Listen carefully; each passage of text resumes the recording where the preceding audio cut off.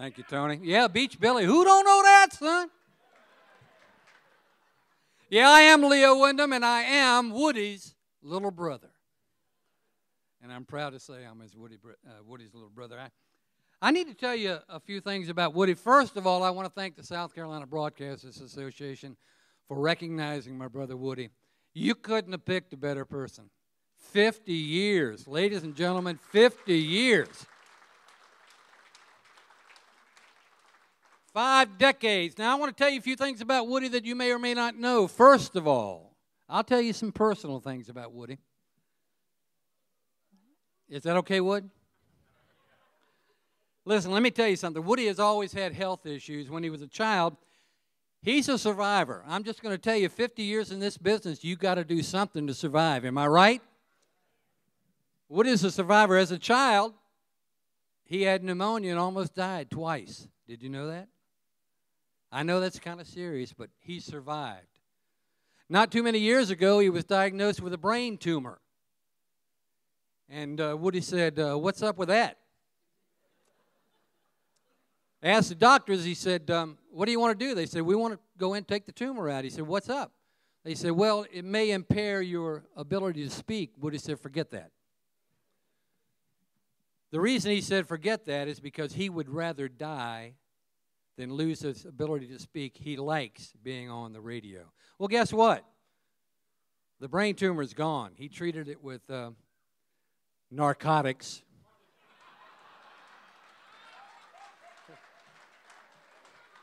The brain tumor is gone. That is the good news. The bad news is one of the side effects from the narcotics that he was taking, and it's true, one of the side effects was the increased risk of colon cancer. Guess what? Old brother Wood got colon cancer. That's all right.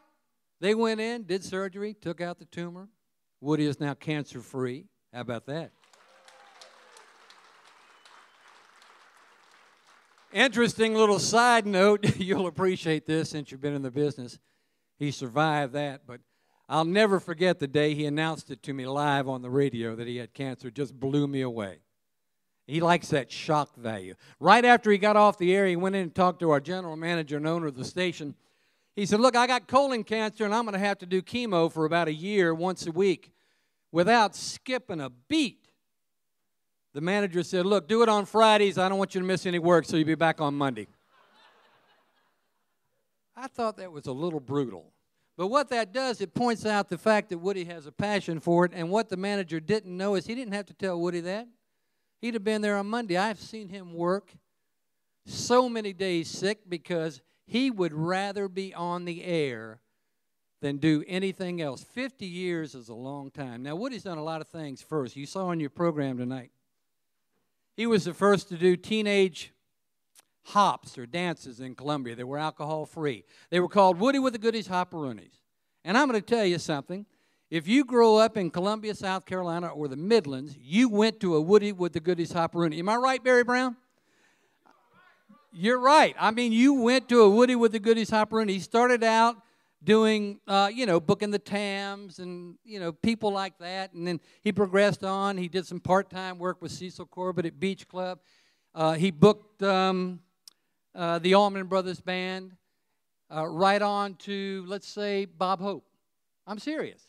So he did a little bit of everything. He was always on the cutting edge. He always did things first. He was the first in town to open the big disco. We had 1,200 people a night for 6 nights a week. Woody was on stage. I was in the office counting the money. He always found a way to include his little brother Leo, and I certainly do appreciate that.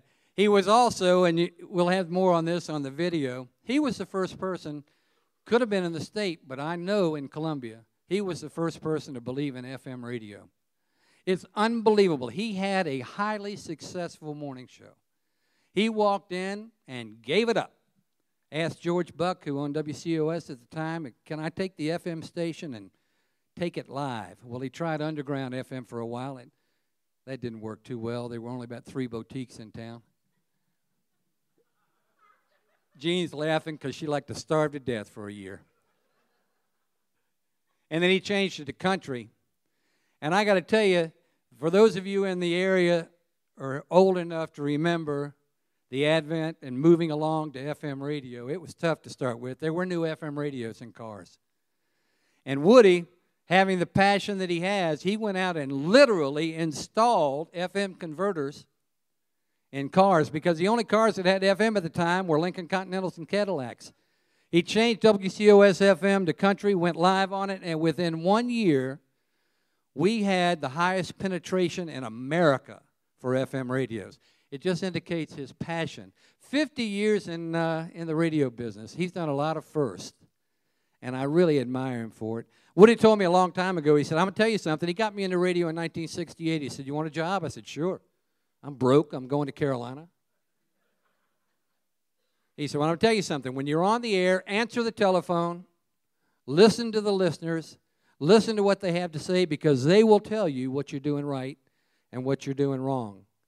And I've lived by that all the time. Am I right, Wood? He still answers the phone. He's still working for Citadel. He's still working for Bill McElveen. If you call that radio station in the morning, Woody answers the phone, and he listens to his audience. Over the years, he's done a lot of stuff. He also told me, he said, look, the next advice I'm going to give you is get the hell out of the studio. When you get off the air in the morning, get out of here. Go meet some people. Do some things. He's raised thousands of dollars. I remember the Taylor Street Pharmacy, Woody's Heart Fund Marathon. I sat there and I was amazed. 73 hours on the air. He never went to sleep. He talked to every single teenager or person that came by there and gave him a penny, a dime, a dollar, or whatever. But at heart, he worked at what was most important to him, and that was raising money. He did the war on cancer. We have a little personal interest in that. Our mother had cancer, so Woody said, let's work for the American Cancer Society. So he did. Woody would call me, by the way, and ask me to do things like he asked me to come here tonight. My first response would be, no, I don't want to do that. And then he would talk me into doing it, because he's very persuasive. And I would do it, and 99% of the time, he was absolutely right. So anyhow, Wood, I've never had a chance to thank you personally. I just want to thank you for dragging your little brother Leo along. 38 years out of your 50 years. You got your family here, Jean, your wife. Our brothers are here, Paul and Jim and their wives. Your children are here. Woody is a grandfather, and now, just recently, a great-grandfather.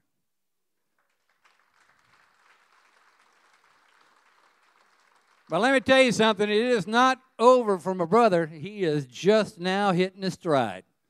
And I'm telling you, I've never seen anybody that has more of a passion for being on the radio. So I want to thank you, South Carolina Broadcasters Association, for recognizing my brother Woody. You couldn't have picked a better person than Woody. He's 50 years and still going strong.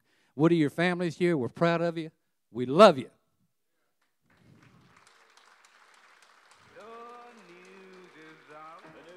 And you and I just may do it again one day. Anyhow, we put together a very short video for you that shows you about Woody's career. Thank you very much. You've been very attentive. Thank you.